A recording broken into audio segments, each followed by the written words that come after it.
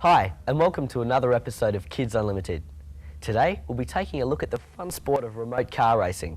Bill will show us how to set up a fish tank in our pet segment, and we'll explore Coolgardie in a videotape made by the kids at the Coolgardie Primary School. Firstly, for some remote control fun, the Bunbury Remote Control Buggy Club meets every couple of weeks, and when they get together, it's non-stop action.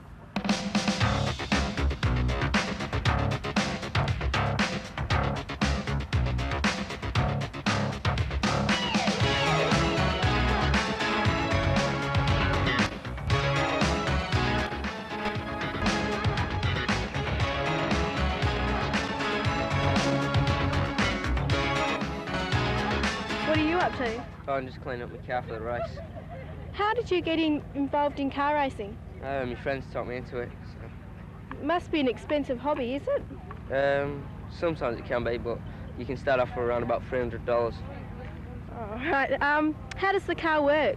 The motor here drives it, and you got a battery pack which goes into your speed controller, and the voltage can be variable from your speed control to your motor, so that's how you get your different speeds. I see. Have you got a race soon, have you? Yeah. Oh well, best of luck.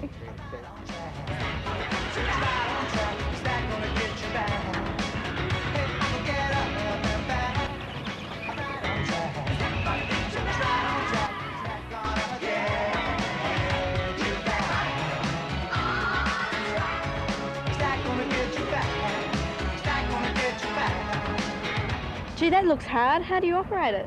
Oh, this is your throttle, and this is your steering. So you turn that way, and your car goes that way. And then you push forward, and your car goes forward. Are you allowed to cut corners? No, not really. You get disqualified sometimes. Oh yeah. How fast can the car go? Sometimes you can get up to about 40 k's or something like that. Is it really difficult to control it? Not usually. It just takes a bit of time getting used to it.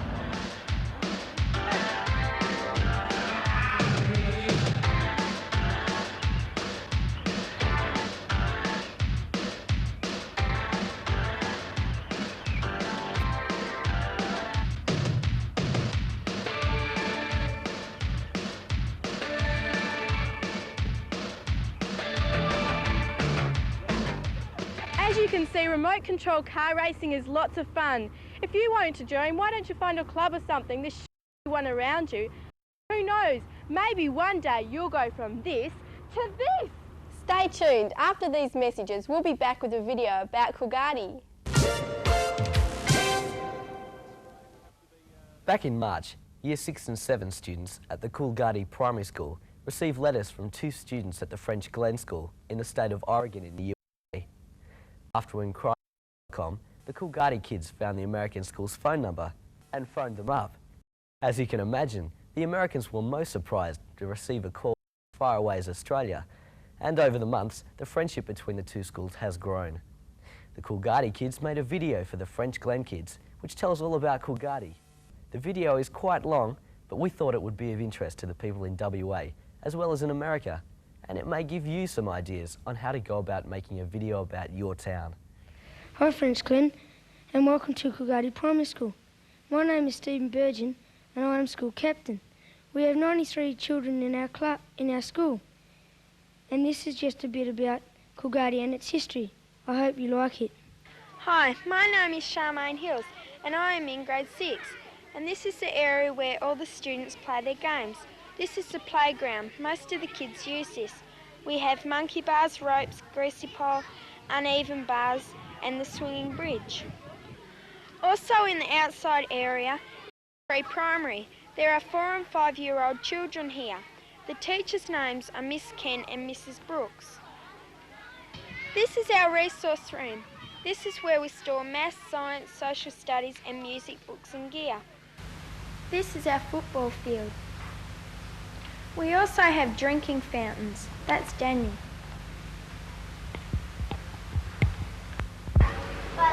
And of course, this is the bell. Hello, my name's Dina Colling and I'm going to tell you about the hall.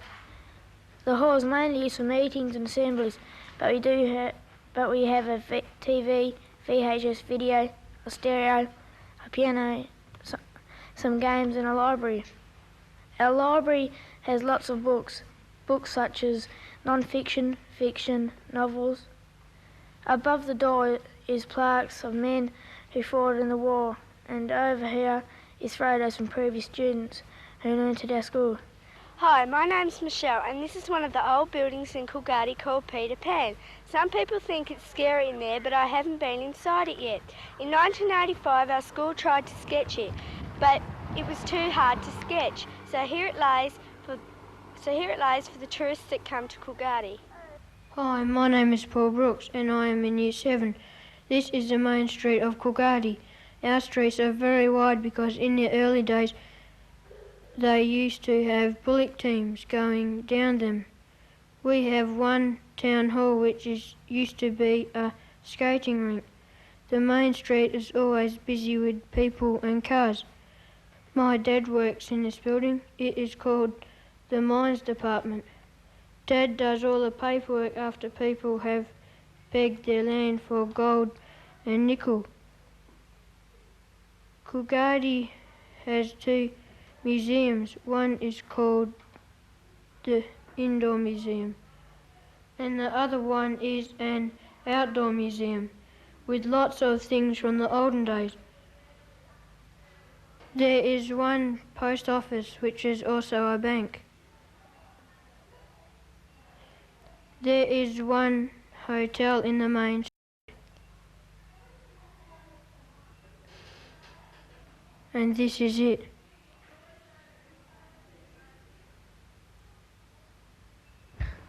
Hi, my name is Rodney. I'm telling you about the information boards. The information boards tell us about Coolgardie and the first settlers who ever found gold.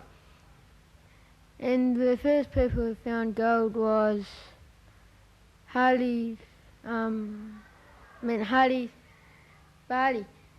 A tram out the back of the information boards was first run in Coolgardie and it ran all the way up to Kalgoorlie and ran back and shows us about, and it took people to the sports and took people to the shops.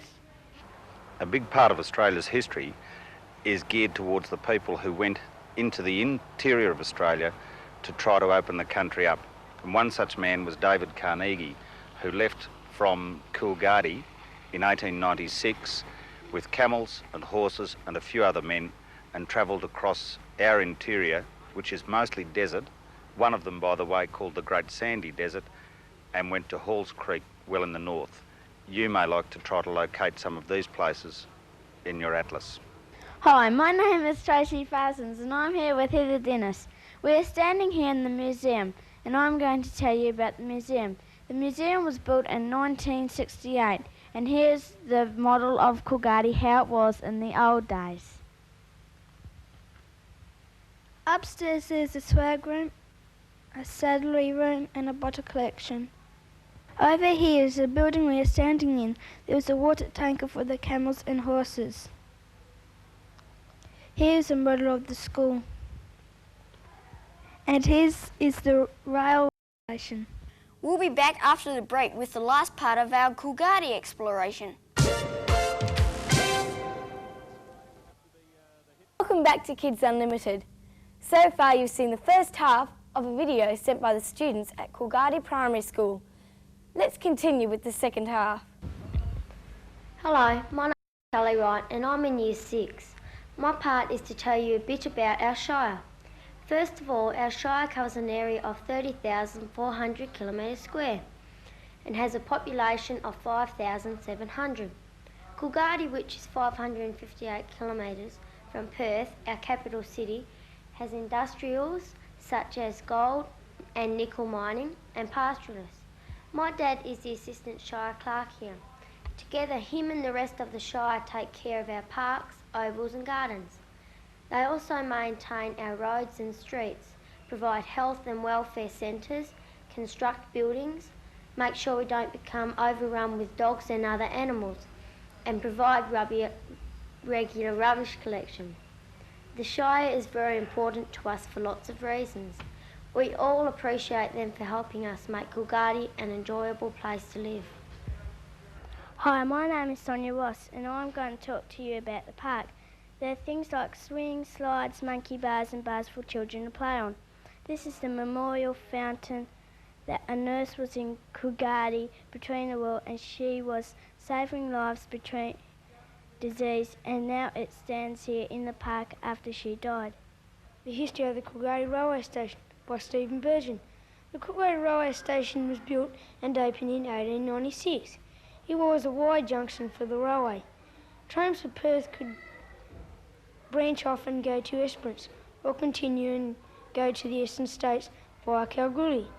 The railway station is most famous for its part in the rescue of miner Modesto Varaschetti at Bonnievale in 1907. The railway station has been closed since 1971 due to the fact that the railway line runs 13 kilometres north of the town.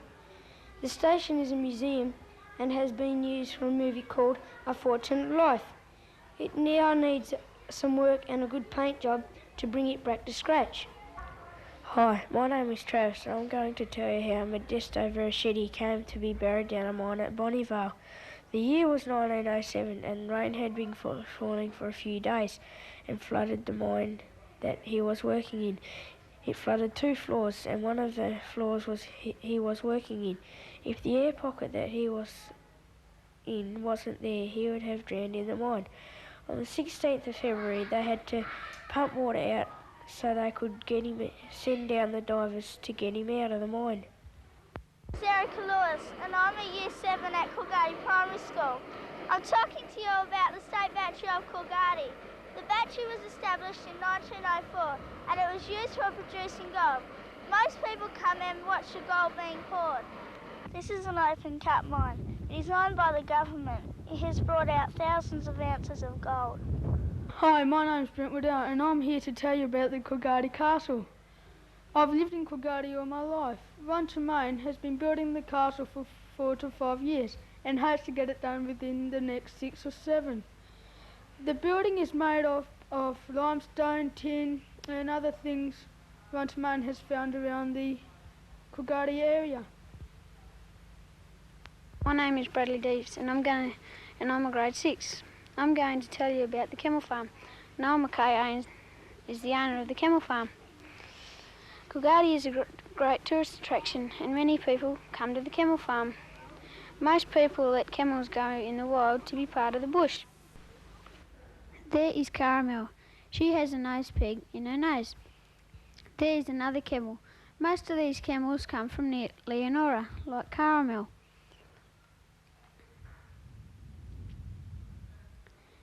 There is Casper, the little white camel. Brent and I help Noel groom, feed the camels and rake up the yards. And Brent and I work here on the weekends. You use the nose peg to steer the camels. Cara and Loco are the camels that take the tourists and people for their rides. You can have rides here for $2 each. This here is the Wildlife Park in Coolgardie. It is a haven for stick animals. People bring baby kangaroos in if their mother has been killed on the road. Also here they have a dingo, many kinds of kangaroos, deers, donkeys, horses, different species of birds, and camels that you can have a ride on. Hello, my name is Mickey Dillon and I'm in Year 6 and I'm going to tell you about the cemetery. The Coolgardie Cemetery is about 3 kilometres out of town and it's on the same road as the Wildlife Park. This is where our famous explorer was buried. He was Mr. Mallows' hero. His name was Ernest Giles. A big part of our early history in Coolgardie involved a lot of families, a lot of young children, and unfortunately because of the poor hygiene conditions and the illnesses that went through, there are lots of graves in this cemetery that are of children aged between a few days old and 3 or 4 years old. Also a part of our history that links up with the camels that we've seen out at the Camel Farm and the Wildlife Park is the fact that many Afghans came from obviously Afghanistan to work the camels in Australia. Many of them were working in this area as well, and these are the graves here of a couple, and particularly Tag Muhammad, who, as it says there, died by the hand of an assassin, aged 37. and erected by his brother. We are now back at the school. My name is Trish. You've got a good view, as you can see. Down over there is the main town and odd scattered houses over there. Way over there is Warden Finity's house. And over on the hillside are the mines. I hoped you like our presentation of Coolgardie French Glen. Hope to see you soon. Goodbye. Well, I'm sure that the kids at French Glen School in Oregon, USA enjoyed watching that video and learning about Coolgardie, WA. We hope you enjoyed it too. Remember, we're always looking for material to show on Kids Unlimited, so perhaps you could make a video about your town. Keep the length to between 3 and 5 minutes. Our address for any material you'd like to send is Kids Unlimited, PO Box 112, Bunbury 6230. Stay tuned, we'll return in a moment with our pet segment. Welcome back to Kids Unlimited. Skipping's good fun and it keeps you fit too. Just look at the Esperance heartbeats.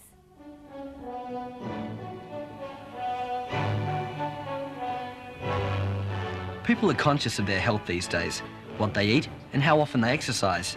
The Esperance heartbeats don't have to worry about the exercise. They must be fit to be able to do this.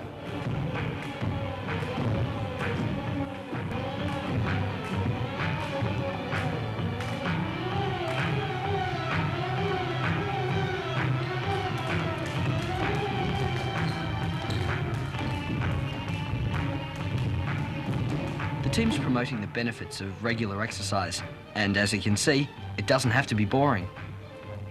The team practices twice a week, so they can keep getting better and fitter all the time.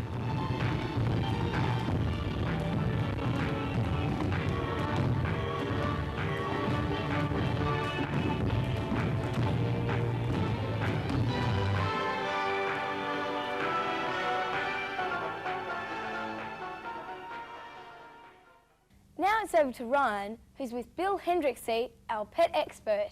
Hi Bill, today you're going to tell us how to set up a fish tank. Well, take it away.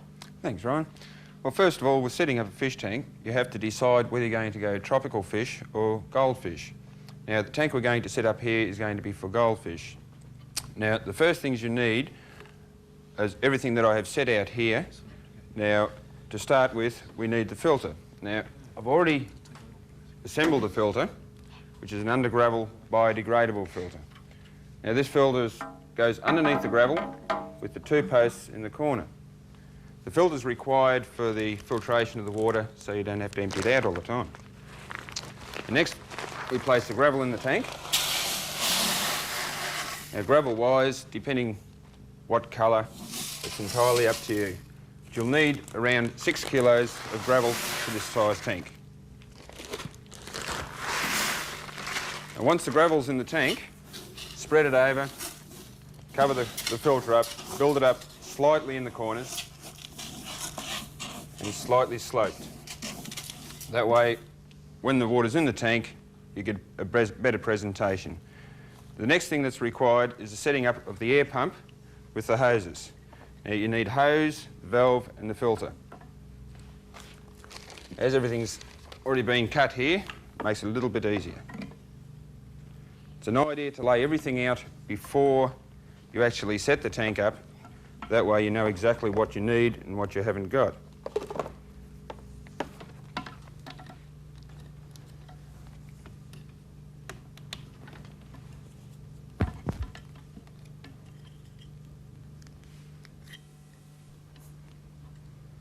One handy hint with the hoses, if you find that you've got too many outlets, all you need to do is cut a little bit of hose off, melt the end over, and you'll save on a valve. That hangs on the back.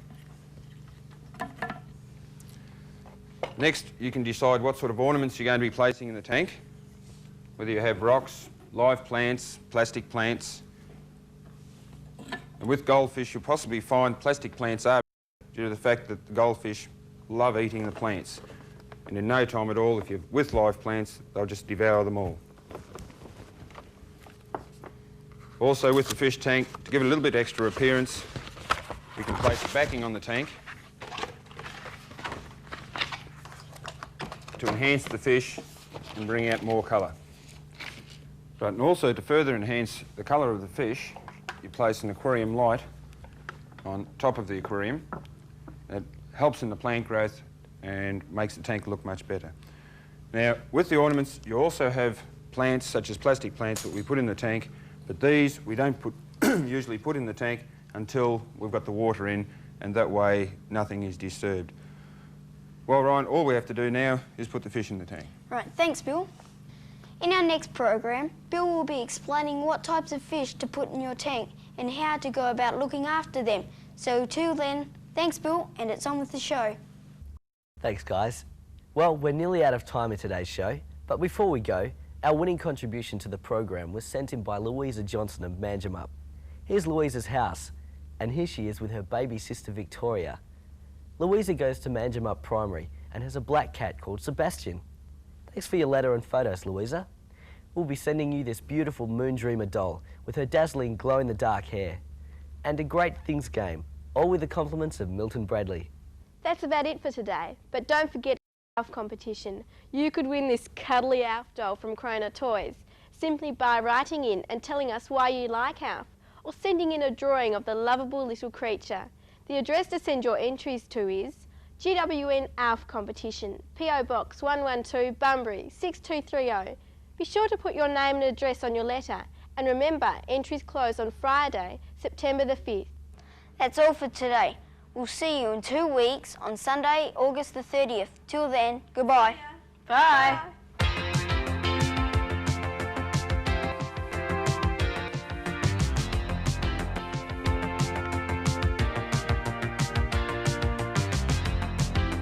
It on the right animal.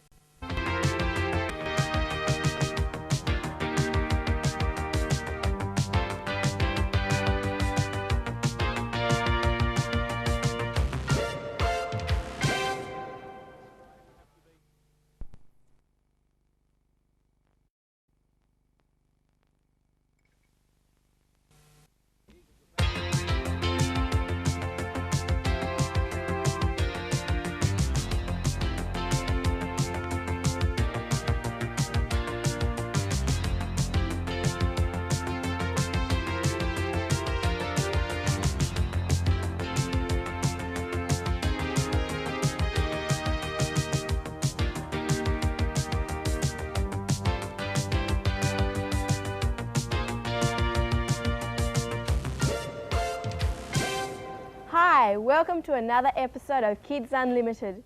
Today we've got stories about a man who just loves snakes, a courageous girl from Esperance who's overcoming a great disability, fashion through the ages, another of our pet segments, and details of how you could win your very own Alf.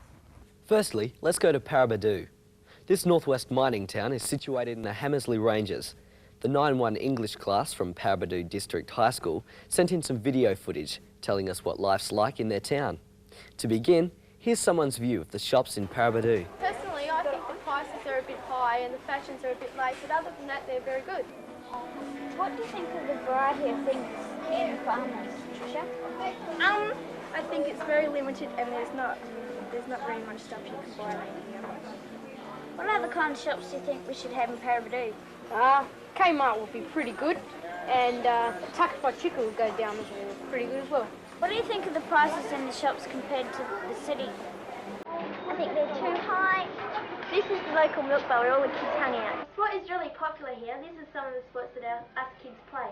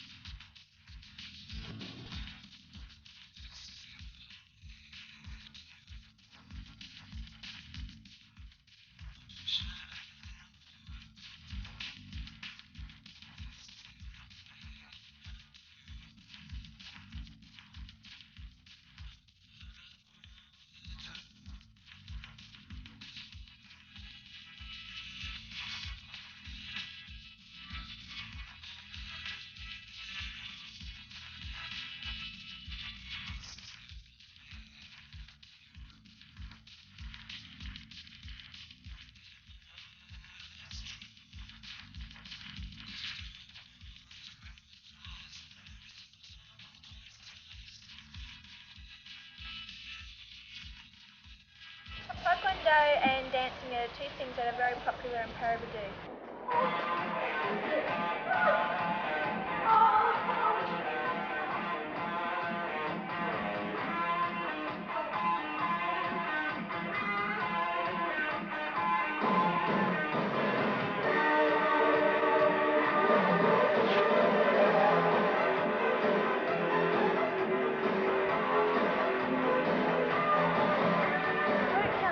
At the moment, this is the closest we've got to a beach.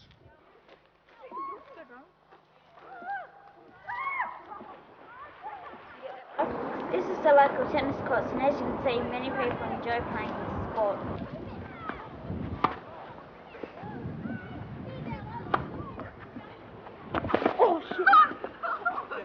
This is the locker room of our high school.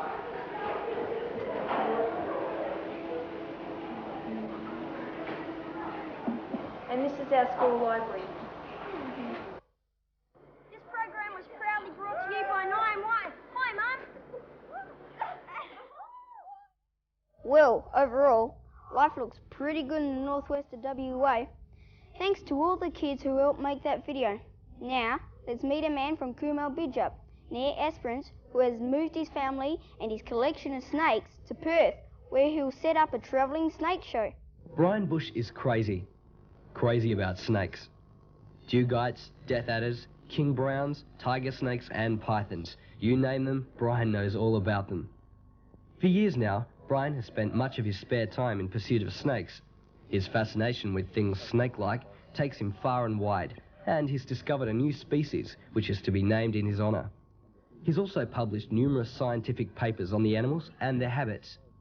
But his relationship with the creatures is not always good. So far, Brian has been bitten 5 times, the last time falling into a coma that lasted 3 days. For most of us, once would be enough. So why does he keep coming back for more? Well, to be honest, I don't know. I've found them fascinating since I was about 12 or 13 years of age. To some extent, I suppose it's an inherent characteristic in myself. Many of the family and grandfather and that have been involved in fauna in one type or another. It's just followed on from there, and it's one of those interests, initially as a hobby, that's got out of hand. Brian's fascination with the creatures has led him to build up a considerable collection. A collection he believes is second only to the Perth Zoo. And occupying pride of that place in that collection is this fella. This is the king brown or mulga snake. A snake with probably the largest distribution in Australia. In the Kimberley and across the top end, they attain about 9 feet, 2.7 metres in length. Highly venomous again. In fact, yields from this particular animal are the greatest of any Australian snake. The indigenous people, the black races, only consider the large ones dangerous. But a bite from a bloke this size would make you pretty crook if you were unlucky to be bitten by it. They've got a nasty habit of once they grab hold of you, they chew in an attempt to inject maximum amounts of venom. Despite his own bad experiences, however, Brian claims we are more dangerous to snakes than they are to us. We're so scared of the animals, he says, that we often kill a snake without considering their often beneficial presence. Yes, you would take this particular animal that's on the screen now. It's a totally harmless snake, yet it preys on the more highly venomous species such as deaf adders, squatters and king browns. If we can get some of these favourable attributes across to the public, maybe next time they see one they'll leave it alone. And that's just the message Brian hopes to spread. He's soon to leave Coomel Bidjup for Perth, where he plans to set up a travelling snake show. From his Stoneville base, Brian will move around the state to agricultural shows and schools, teaching people about snakes in their area and, hopefully, promoting a better understanding of the animals. After the break, we'll take a look at what people were wearing in the days of Knights and Dragons and what we might be wearing in the year 2000.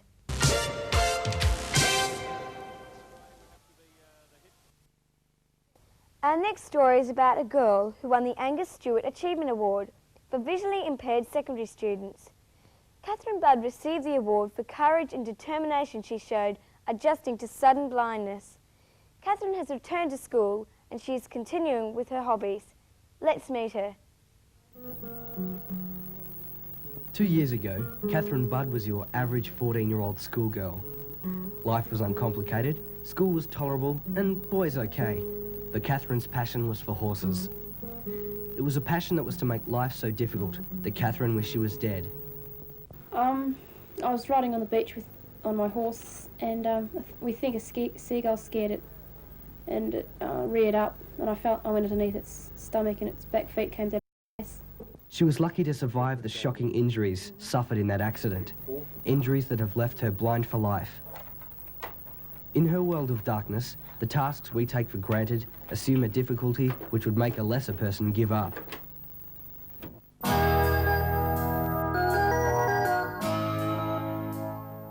But not Catherine. Just 7 weeks after the accident, she was back on a horse and within 4 months had mastered Braille, allowing her to return to school and continue her studies. By using tape recorders and machines like the Brailler, Catherine can attend a local high school with her sighted friends. Homework is completed on time, and with the help of her talking typewriter, she's earning A's and B's for her assignments. And for those of us who find life is getting us down, Catherine has a few words of advice.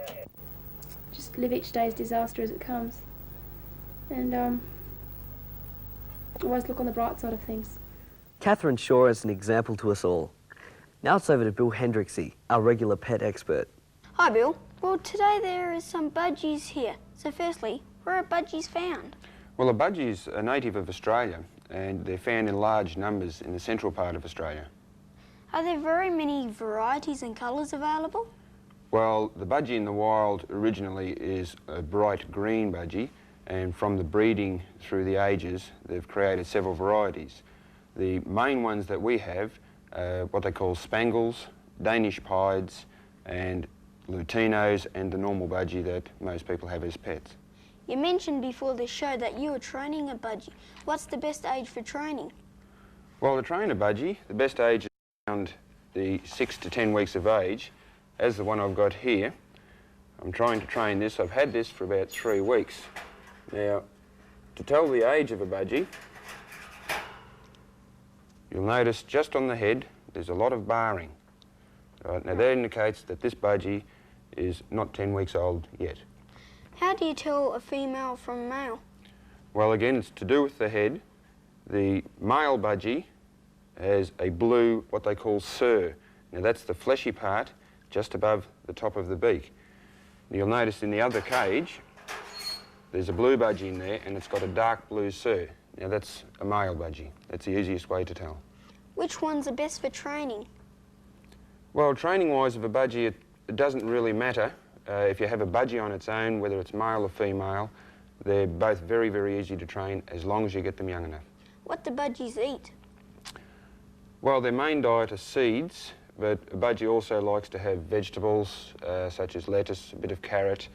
That's where the budgie gets its vitamins from. Why do you have a piece of cuttlefish in the cage? Well, the budgie gets a few vitamins from that, plus it chews that and it wears the beak down so the beak doesn't grow too long. Finally, what should you look for when you're buying a budgie? Well, when buying a budgie, you should make sure first that the feathers aren't all ruffled up, and if possible, you should ask your pet shop owner. I'll be able to show you with one of these budgies. You ask the pet shop owner to hold the budgie so you can view it, and you look under the tail to make sure. Now, with that budgie there, notice how the feathers are matted? Yeah. Now, that indicates that the budgie could have a problem intestinally. So that's the type of budgie you should stay away from when buying one. Thanks, Bill. Now it's on with the show. Don't go away. Clinton has kids news next, and we've got details of how to win an Alf doll.